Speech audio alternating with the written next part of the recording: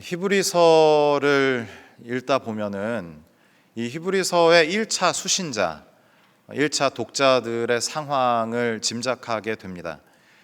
그들이 처해 있던 현실은 불공평했고 그들은 그런 현실 속에서 신음하고 있었습니다. 지켜왔던 믿음을 다 잃어버릴 것 같은 그런 공포도 그들에게 있었던 것 같습니다. 그들은 예수님을 믿는다는 이유로 공동체에서 쫓겨났고 예수는 실패한 종교 지도자다라는 이야기를 들으면서 믿음의 싸움을 계속해야 했습니다. 그들은 너무 이 싸움이 힘겨워서 다시 천사들 또 천사들이 전해준 율법의 그늘 아래로 숨어들려고 하였습니다. 그들에게 히브리서 기자는 이 편지를 쓰면서 천사들은 당신들이 섬길 대상이 아니라고 이야기해 줍니다. 또 천사들이 전해준 율법은 그 율법 자체에 힘이 있고 능력이 있는 것이 아니라 단 한 분, 유일한 한 분을 가리키는데 그분이 예수 그리스도다라고 이야기하고 있습니다. 이 본문을 구체적으로 우리의 신앙생활에 적용하면 이렇게 될 겁니다. 천사들요, 우리에게 좋은 것, 신앙생활에 좋은 것들이 예수 그리스도께 연결되고 있는가, 이것을 질문해야 한다는 거죠. 건강하고 성장하는 공동체, 너무 중요하고 좋은 것 아닙니까? 좋은 교회를 만나는 거 큰 복입니다. 그렇지만 그 공동체가 나를 예수 그리스도께 연결해 주지 못한다면 히브리서 기자가 말하는 천사와 천사가 전해준 율법과 같을 수 있다라는 거죠. 성경을 깊이 깨닫고 아는 지식, 이것도 좋습니다. 우리가 성경을 알고 하나님의 뜻을 더욱더 잘 아는 것, 우리가 추구해야 될 바이지만 그것이 예수 그리스도께 연결되지 않는다면 앞선 천사들과 천사가 전해준 율법과 같을 수 있다라는 거죠. 오늘 앞서서 이동성 목사님과 같이 막 열정적으로 찬양하셨는데 이 뜨거운 예배의 경험도 마찬가지입니다.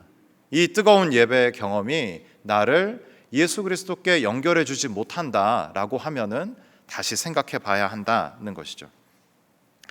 히브리서 1장 1절에서 8절까지는 예수님이 누구신가에 대해서 살폈다면 이제 9절부터 14절까지는 우리는 누구인가, 또 히브리서를 읽었던 그 사람들이 흔들렸다고 제가 말씀드렸지 않습니까? 신앙을 지키기에도 참 어렵고 살아가기에도 어려운 이 세상에서 마음을 다잡을 수 있는 비결, 그것을 얻는 방법은 뭘까? 오늘 본문에서는 그 이야기를 하고 있습니다. 악어의 비밀 가방이라는 제목의 그림책이 있습니다. 주인공 악어의 이름이 도롱이인데 이 도롱이가 가방을 늘 항상 가지고 다닙니다. 이 가방에는 뭐가 들었을까요? 이 가방에는 가면들이 들었습니다. 어떤 사람을 만나서 어색하면 갑자기 도롱이가 가방을 쓱 뒤져서 원숭이 가면을 씁니다. 그래서 그 어색함을 이제 넘어가고요. 또 관심이 부담스러울 때는 쌀쌀맞은 여우 가면을 꺼내서 씁니다. 상처받기 싫으면요, 무서운 호랑이 가면을 꺼내서 쓴다는 것이죠. 그림책을 넘기다 보면 그 무거운 가방 옆에 도롱이가 상당히 지쳐있는 모습으로 앉아있는 그림이 나옵니다. 그리고 그 다음 장에는 갑자기 가방이 움직이기 시작하는 거죠. 가방 안에서 싸움이 일어났습니다. 무슨 싸움이냐면 저마다의 가면들이 내가 진짜 도롱이야, 내가 도롱이야 라고 이제 싸움이 벌어지는 거죠. 가방을 열었는데 도롱이가 참 마음이 어려운 겁니다. 그러면서 이 속에서 이렇게 우리 그런 얘기 하지 않습니까? 단전에서부터 나오는 이 큰 고함으로 내가 진짜 도롱이야, 도롱이는 나라고 하는 이 장면이 딱 펼쳐집니다. 이 이야기가 그저 악어 도롱이만의 이야기이겠습니까? 저는 이 악어 도롱이를 보면서 저의 모습과 또 이 현대를 살아가는 우리의 모습과 많이 닮아 있다라는 생각을 합니다. 우리도 저마다 비밀 가방을 하나씩 메고 살고 있습니다. 그 가방 속에는 가면, 페르소나라고 불리는 이 가면들이 가득한 것이죠. 직장에서의 유능한 나, SNS에서는 행복한 나, 또 교회에서는 경건한 나, 괜찮은 나가 되기 위해서 여러 가지 가면을 꺼내다 쓴다라는 이야기입니다. 그러다 보면은 이 도롱이처럼 내가 진짜 누구인지 잊어버리며 살 때가 온다라는 이야기인 거죠. 우리 영혼 깊은 곳에서 도롱이처럼 이렇게 울부짖고 있는지도 모르겠습니다. 나는 대체 누군가? 나는 대체 누구야? 이것이 바로 우리 불안의 본질입니다. 불안하십니까? 불안의 밑바닥을 내려다 보면은 내가 누군지 모르는 이 본질적인 문제가 있다라는 것이죠. 소설 뿌리의 주인공 쿤타킨테가 그토록 불안했던 이유도 동일한 이유입니다. 노예상이 쿤타킨테를 잡아왔습니다. 그리고 그에게 이름을 토비라고 붙여줬습니다. 어느 날 쿤타킨테를 매달고 이 노예상이 쿤타킨테를 때리기 시작합니다. 한참 때리고 나서 쿤타킨테에게 물어보는 거죠. 너의 이름이 뭐라고? 쿤타킨테가 이야기합니다. 쿤타킨테. 또 매질이 시작이 됩니다. 다시 물어보는 거죠. 너의 이름이 뭐라고? 쿤타킨테. 거의 죽을 지경으로 맞은 다음에 너의 이름이 뭐라고? 기어 들어가는 소리로 토비 이름입니다. 이런 억압적인 현실 앞에 그것에 순응하면 생존할지는 모르겠습니다. 그렇지만 본질적인 두려움과 불안은 계속된다라는 것이죠. 뿌리를 기억하는 확실한 방법이 뭘까요? 누군가가 내가 기억하지 못하는 시간에 대해서 이야기해줘야 합니다. 내가 그 시간을 기억하지 못하니까 누군가가 그 시간을 기억하고 나에게 끊임없이 이야기해줘야 된다라는 거죠.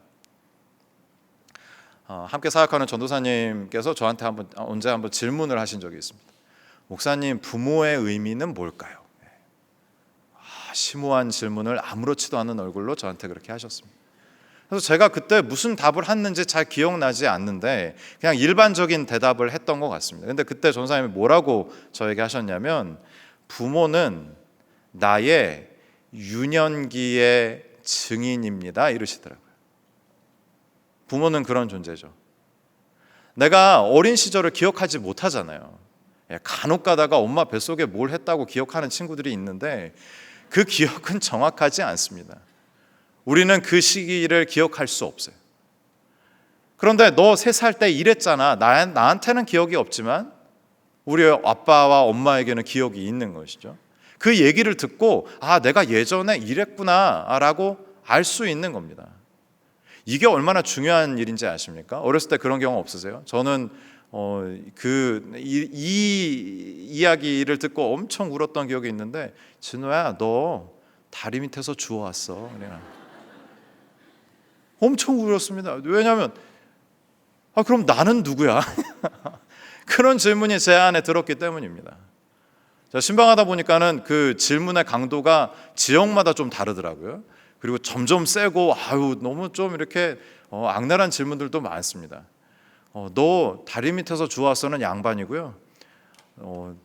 누구야? 내가 너 엄마 지금 다리 밑에서 만나고 왔어. 이런 거야. 언제 몇 시까지 나오래? 이런 거야. 저희 성도님 또 그 말을 이제 진심으로 받아들고 몇 시까지 또 가셨답니다. 그것처럼 그거 장난하면 안 돼요. 큰일 납니다.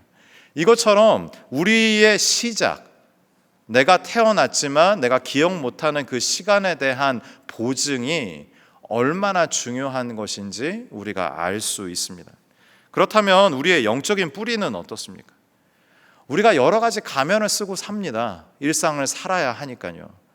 그렇지만 여러 가지 가면을 쓰고 살지만 정체성이 흔들리지 않는 이유, 나의 영이 흔들리지 않는 이유는 내 영적인 뿌리를 누군가가 붙들고 계시기 때문인 줄 믿습니다. 그분이 누구십니까? 하나님이십니다. 주님이신 거죠. 오늘 히브리서 1장 11절의 표현으로 하면은 영존하신 주님이십니다. 하나님께서 내가 기억하지 못하는 그 시간에 보증이 되시는 줄 믿습니다. 증인이 되시는 줄 믿습니다. 우리가 이런 불안함 속에서 이 히브리서의 저자가 잘 사용하는 이미지가 닻이거든요. 망망대해에 파도가 치는데 배가 흔들리지 않으려면 닻을 내려야 하지 않습니까? 이 세 군데에 이제 닻을 내려보면 좋겠습니다. 첫 번째 닻은 낡아지는 옷이 아닌 영원한 기초에 닻을 내리라는 것입니다. 낡아지는 옷이 아닌 영원한 기초에 닻을 내리라고요. 11절을 한번 보겠습니다. 11절 12절 제가 중략하면서 읽겠습니다.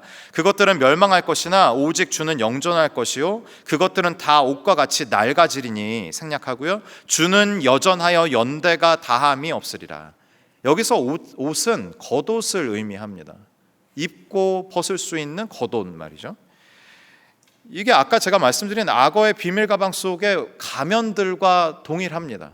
쓰고 벗을 수 있는 것이요. 그러니까 우리에게 적용해 보면 이런 거죠. 우리의 페르소나, 우리의 가면들, 나의 경력, 외모, 평가, 평판, 성과들 뭐 이런 것들입니다. 본문은 이 모든 것들이 겉옷이라고 이야기하고 이 겉옷의 운명은 낡아진다 이렇게 얘기합니다. 없어진다는 의미입니다. 아무런 쓸데가 없을 때가 온다 이렇게 이야기하는 것이죠. 고통과 위기는 바로 이 지점에 일어납니다. 우리가 겉옷을 벗을 때, 제가 은퇴하시는 우리 성도님들 이렇게 만나 뵙게 되면 그 옷을 벗고 나서 나로 돌아올 때 너무 힘겨워하시더라고요. 그러나 본문은 그 낡아진 옷과 정반대되는 존재를 선포하는데 오직 주는 영존할 것이요. 그러니까 영원히 존재하시는 주님을 소개합니다.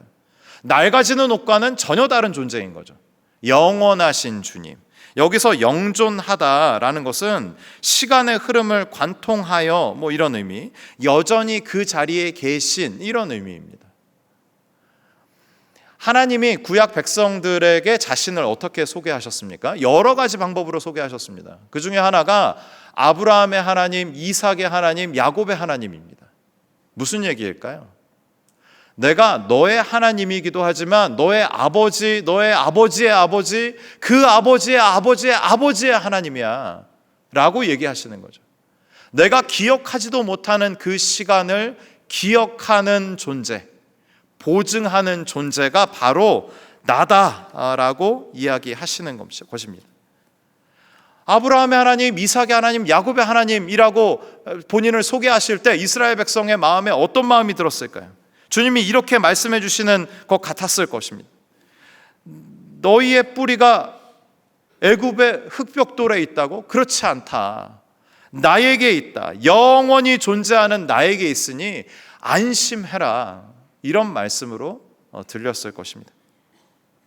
사랑하는 성도 여러분, 흔들리지 않는 태도의 첫 번째 닻은 이것입니다. 나의 정체성을 낡아질 겉옷에 두지 않고 영존하시는 주님에 두는 것, 그것이 불안한 시대에서 살아가는 우리가 마음을 지키며 평안할 수 있는 이유인 줄 믿습니다. 두 번째 닻은 이것입니다. 빌려온 기쁨이 아닌 뿌리 깊은 기쁨의 닻을 내려야 한다는 것이죠. 이게 가면과 연관이 되는데 가면을 여러 개 쓰다 보면은 우리가 그 가면의 노예가 되어 있습니다. 어떤 가면을 써야 잘 살 수 있을까? 사람들의 인정을 받을 수 있을까? SNS에 내가 뭔가를 올렸는데 반응이 없으면 불안합니다. 찜찜하죠. 읽긴 읽은 거야. 왜 좋아요는 안 올라와? 이 모든 것들이 이 가면을 노예같이 섬기는 우리의 불안을 조장하고 있다라는 이야기입니다.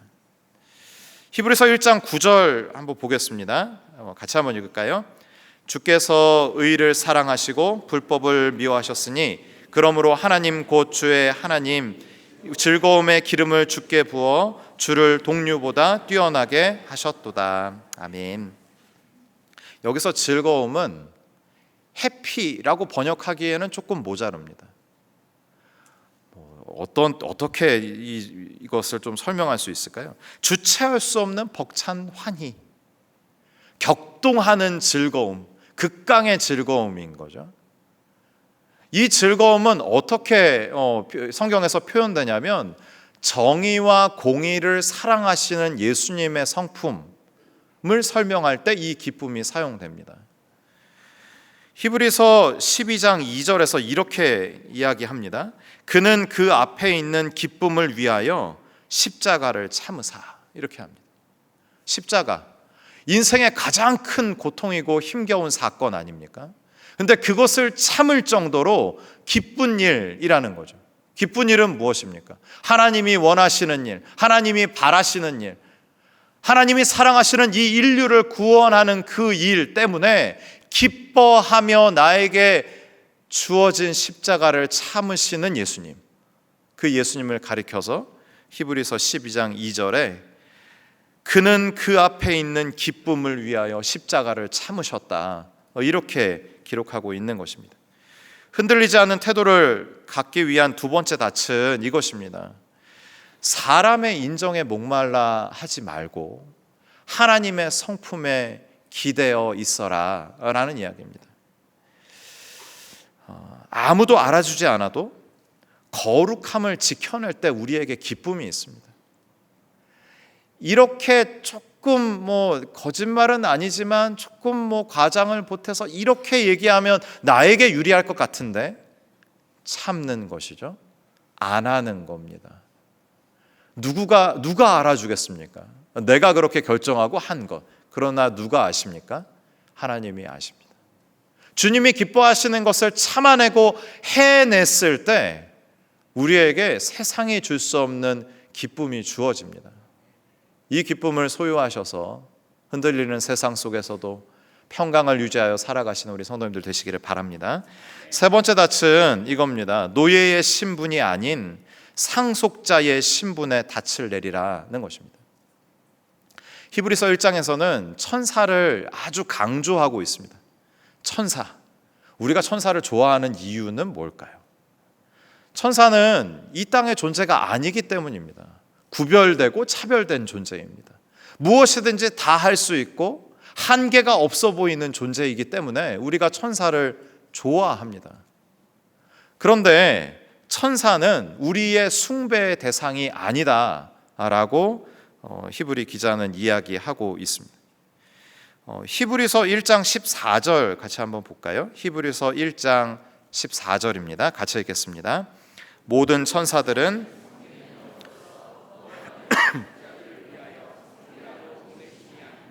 1세기 독자들은 천사들을 숭배했습니다. 천사는 율법을 전해준 강력하고 거룩한 존재였기 때문에 그렇습니다. 그래서 그들은 저렇게 강력한 천사들이 전해준 율법을 버리고 고난받는 예수 그리스도를 따를 필요가 있을까라고 질문하면서 고민했다라는 거죠. 그들의 마음이 흔들렸습니다. 우리도 마찬가지일 수 있습니다. 우리가 숭배하는 천사는 무엇일까요? 성공, 돈, 권력, 완벽한 커리어, 이런 것들일 수 있습니다. 우리는 이것들을 숭배하며 이것들을 얻기 위해서 우리 자신을 노예로 바치기도 합니다. 그런데 오늘 본문 13절, 14절은 이 모든 질서를 뛰엎어버리는 이야기를 하시는 거죠. 그것은 너희가 숭배하고 추구해야 될 그것이 아니라 너희들을 위한 뭐예요? 뭐라 그랬어요? 섬기는 영들이다 라고 얘기하는 겁니다. 여기서 섬기는 영, 쉽게 말하면 스텝인 거예요. 스텝. 도와주는 사람들. 영화 찍을 때 스텝들 있지 않습니까? 배우가 연기를 잘할 수 있도록 도와주는 그 사람들 말이죠. 1세기 이 사람들이 섬겼던, 그리고 이 천사들을 섬기고 이들이 전해준 율법을 지키는 것이 더 좋지 않을까라고 생각했던 그 모든 것들이 상속자인 이들을 돕기 위해서 주님이 보내신 거다라고 히브리 기자가 이야기하고 있는 것입니다. 히브리서 기자는 지금 외치고 있습니다. 정신을 차리라고요. 하나님이 주신 것, 하나님이 도우라고 주신 것들에 한눈을 팔지 말라고요. 하나님이 우리를 위해서 주신 것을 숭배하지 말라고 히브리 기자는 경고하고 있습니다. 흔들리지 않는 태도의 마지막 닻은 이 엄청난 정체성의 회복인 거죠. 우리는 누굽니까? 상속자들입니다. 하나님의 자녀들입니다. 악어 도롱이가 내가 진짜 도롱이야 라고 울부짖을 때 그가 찾던 진짜는 그 안에 없었던 거죠. 마찬가지로 우리의 진짜 나는 내 안을 깊이 파고들어 발견하는 어떤 것이 아니라는 얘기입니다. 우리가 잊고 살았던 기억하지 못하는 시간의 보증이 누구라고 하였습니까? 영존하시는 주님, 영원히 존재하시는 주님께서 우리의 보증이 되신다라고 말씀드렸습니다. 우리 존재의 보증은 누구일까요? 기억나지 않는 그 시간뿐 아니라 우리가 살아가고 있는 이 모든 시간의 보증이 살아계신 예수 그리스도인 줄 믿습니다. 그분의 존재가 우리를 보증합니다. 그분의 존재로 인하여 우리는 든든한 마음으로 살아갈 수 있습니다. 세상의 메시지가 강력해도 그 세상의 메시지 안에서도 흔들리지 않고 평안을 누리게 될 줄 믿습니다.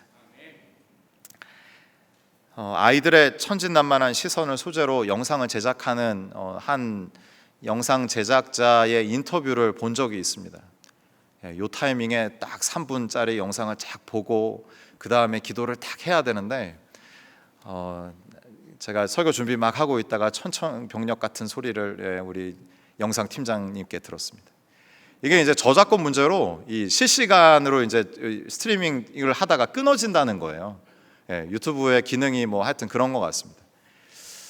네, 끊어지면 안 되지 않습니까? 네, 지금 또 댁에서 뭐 회사에서 뭐 어디에서 뭐 이렇게 예배하시는 분들이 계시니까요. 잠깐 끊고 우리만 볼까요? 네. 그럴 수는 없어서 제가 간략하게 설명을 드리고 이 설교가 업로드 될 때 추가해서 업로드는 가능한가 봅니다. 그래서 이 대목을 제가 어떤 영상을 좀 보여드리고 싶었는지 확인해 주시면 좋겠습니다.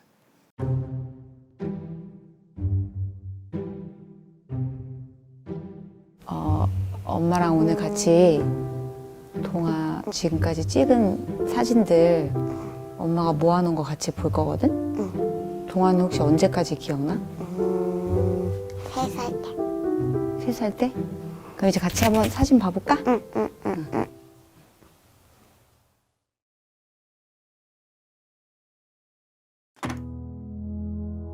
미니바이블 때. 동화 옷 진짜 멋지다. 저 공연할 때 엄마 눈에 동화밖에 안 보였어. 너무 이뻐가지고. 아빠 무겁게 하는 그지? 거. 야, 너네 둘이 합치면 거의 40kg야. 아빠 무겁겠다.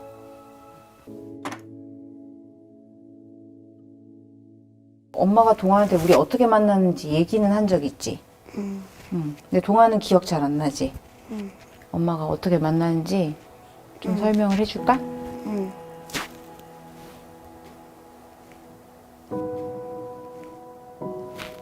엄마가 제일 기억나는 거는 응. 동화 위탁 어머니가 동화를 이렇게 안고 들어오시던 거. 그래서 엄마가 동화랑 처음 인사하고 동화를 안았는데 동화가 울었었던 것 같아. 그래서 엄마가 잠깐만요.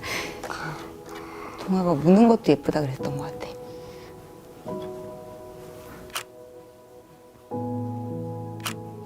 엄마가 갑자기 엄마가 돼가지고 아기를 볼 줄을 몰라서 외할머니네 집에 한 3개월 정도 살았어. 동화랑 아빠랑 같이. 근데 할머니들이 엄마한테 뭐라 그랬냐면 네가 낳아도 저렇게 예쁜 애는 못 낳는다 그랬어. 이건 동화 돌 때 찍은 사진.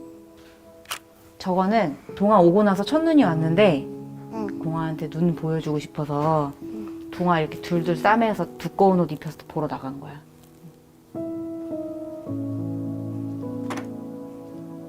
자, 끝났어. 오. 엄마한테 하고 싶은 말 없어? 엄마가 날 이렇게 잘 키워줘서 고마워. 아이고. 너무 좋아. 아 진짜.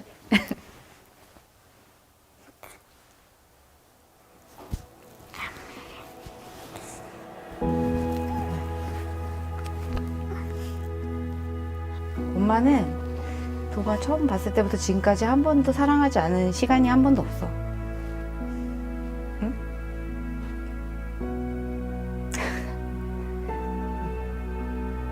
그래.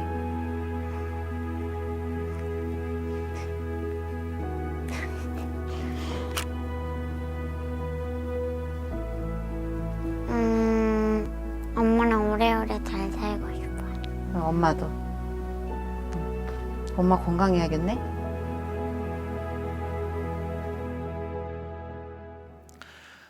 이 영상 제작자가 의뢰를 받은 거죠. 어떤 의뢰냐면 입양 가족에 대한 인식 개선 영상을 만들어 달라고 부탁을 받은 겁니다.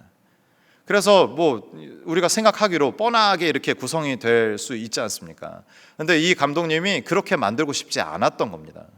어떻게 만들었냐면 입양한 엄마와 아들이 이렇게 둘이 앉아 있는 겁니다. 그리고 동시에 시간 역순으로 해서 이 엄마가 제공한 사진, 같이 찍은 가족 사진을 보게 한 겁니다. 2020년으로 기억하는데 착 넘어가니까 아이가 이제 뭐 발표하는 날인가 봐요. 번쩍번쩍한 옷을 입고 아주 이렇게 혼자 이렇게 막 점프를 하는 그런 사진이었어요. 그래서 그때 아이가 그때 어땠어? 물어보니까 엄마 아빠 그리고 동생이 와줘서 너무 좋았어 이렇게 얘기하더라고요. 근데 그 엄마가 엄마 눈에는 우리 동우만 보였어 이렇게 얘기하더라고요. 그리고 이제 역순으로 이제 가는 겁니다. 아빠가 그 아들 둘인데 이렇게 안고 있어, 이게 업고 있는 사진인 겁니다. 제가 아들 둘이어서 그 고통을 잘 압니다. 엄마가 그럽니다. 아빠 너무 무겁겠지. 니네 무게 합치면 40kg야. 근데 아빠가 너무 무겁다고 막 안쓰럽게 생각하면서 얘기하지만 너무 즐거운 겁니다. 아빠와 함께 보내는 시간. 그리고 이렇게 시간이 역순으로 계속 가면서 입양한 날의 사진을 보여주더라고요. 그래서 엄마가 입양했을 때 얘기를 많이 해주지 않았지. 그러면서 이제 엄마가 이야기를 해주었습니다. 엄마가 처음 이 아이를 만났을 때 딱 이제 엄마 품에 안겼는데 그렇게 울었나 봅니다.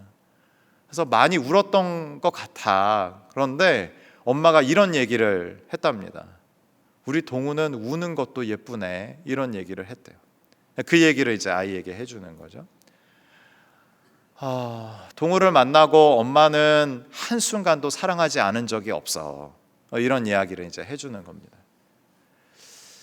그랬더니 이제 그 사진을 다 본 거죠. 그래서 엄마가 내심 이제 아이에게 엄마한테 해줄 얘기 없어? 이러더라고요.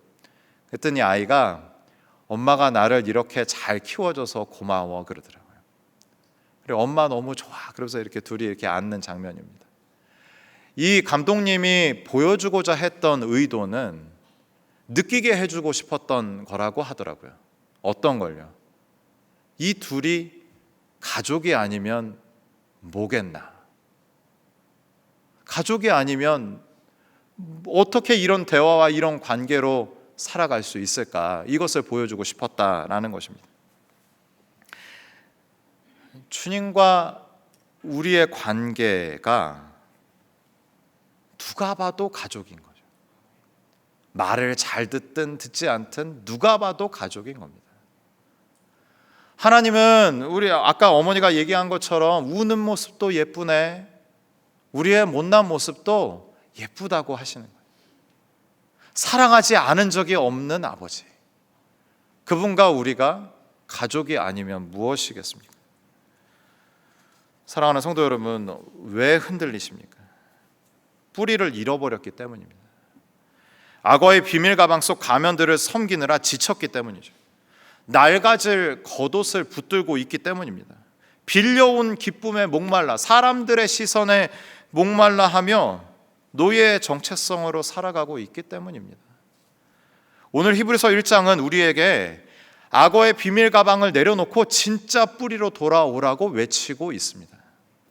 우리의 뿌리는 내 안에 심오한 자아가 아니라 우리의 뿌리는 나의 첫 이야기를 아시고 지금도 영원히 여전히 존재하시고 함께 하시는 예수 그리스도이십니다.